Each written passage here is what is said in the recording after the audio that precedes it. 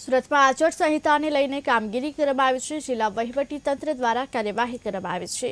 Road પર static squad team તૈનાત કરવામાં આવી છે। ન્યાયિક અને સ્વતંત્ર રીતે ચૂંટણી યોજાય તે હેતુથી કાર્યવાહી કરવામાં આવી છે। રોડ પર રોકડ કેસની હેરફેર અટકાવવા માટે તલાશી કરવામાં આવી રહી છે। વાહનોની તલાશી કરવામાં આવી છે। સઘન ચેકિંગ હાથ ધરવામાં આવ્યું છે। વિડીયોગ્રાફી પણ કરવામાં આવી રહી છે। લોકસભા ચૂંટણીની તારીખો જાહેર થઈ છે। આગામી 7મી મે ગુજરાતમાં મતદાન છે। પ્રથમ ચરણનું મતદાન આજે શરૂ થઈ ચૂક્યું છે। 102 સીટો પર આજે પ્રથમ ચરણનું મતદાન શરૂ થઈ ચૂક્યું છે। ત્યારે આદર્શ આચાર સંહિતાના પાલનને લઈને સુરતમાં પણ ઠેક ઠેકાણે સ્ટ્રેટેજિક ટીમો દ્વારા કે સર્વેલન્સની કામગીરી હાથ ધરવામાં આવી છે। આપ દ્રશ્યોમાં જોઈ રહ્યા છો।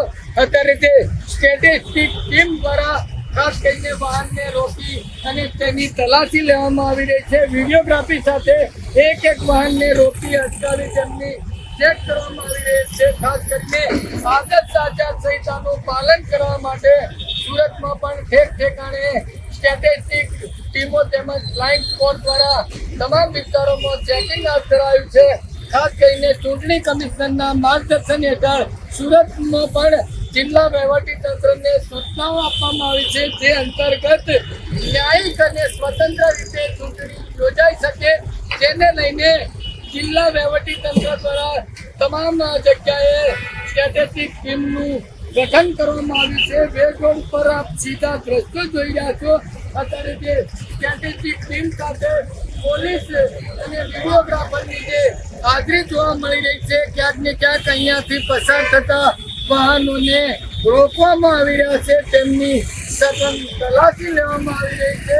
વિડીયોગ્રાફી સાથે આ તમામ વાહનોને ચેક કરવામાં આવી રહ્યા છે। સ્ટ્રેટેજિક ટીમના જે કર્મચારી સાથે અત્યારે પોલીસનો બંદોબસ્ત પણ જોવા મળી રહ્યો છે અને ખાસ કરીને અહીંયાથી પસાર થતા જે વાહનોને ચેક કરવામાં આવી રહ્યા છે તેમના નંબરની અને ખાસ કરીને વાહન માલિકને નામ સહિત નોંધણી કરવામાં આવી રહી છે। ત્યારે ગુજરાતમાં આગામી 7 તારીખે જે મતદાન છે જેને લઈને ચૂંટણી કમિશનર દ્વારા જે માર્ગદર્શિકા જાહેર કરવામાં આવી છે ત્યારે તેના અંતર્ગત જિલ્લા વહીવટી તંત્ર દ્વારા ખાસ કરીને આદર્શ આચાર સંહિતાના પાલન કરવા માટે ઠેક ઠેકાણે સ્ટ્રેટેજિક ટીમોનું ગઠન કરવામાં આવ્યું છે અને આ સ્ટ્રેટેજિક ટીમ તેમની કામગીરી કરતી જોવા મળી રહી છે। કેમેરામેન આરિફ સાથે બલદેવ, KTV ન્યૂઝ ગુજરાતી, સુરત।